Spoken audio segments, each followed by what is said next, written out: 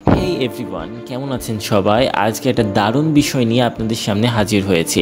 আজকের ভিডিওর মূল বিষয় আমঝুপি নীলকুঠি। তাই দেরি না করে চলুন শুরু করা যাক ভিডিওটি।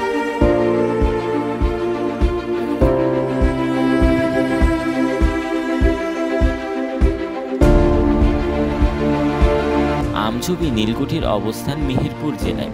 মেহেরপুর জেলার উপর দিয়ে অনেক শাখা নদী প্রবাহিত হয়েছে।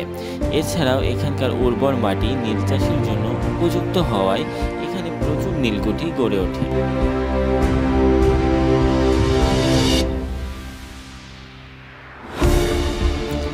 নবাব সিরাজউদ্দৌলার নাম তো সবাই জানেন। তিনি ছিলেন বাংলার শেষ স্বাধীন নবাব।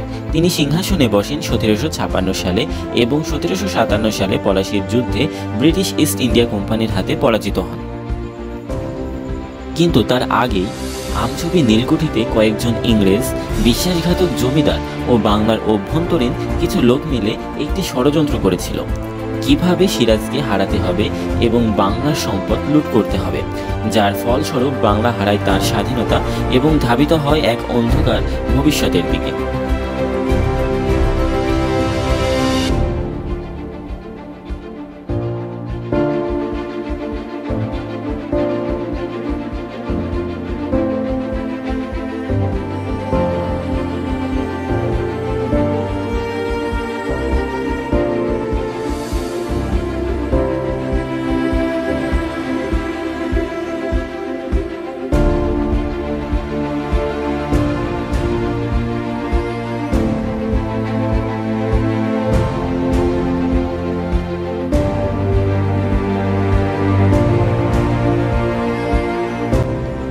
আমঝুপি নীলকুঠি শুধু একটি দালান নয়, বরং বাংলার বিশ্বাসঘাতকতা ও দাসত্বের প্রতীক।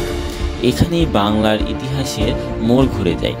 এই কুঠি আজ দাঁড়িয়ে আছে বাংলা কিভাবে স্বাধীনতা হারালো তার নীরব সাক্ষী হয়ে।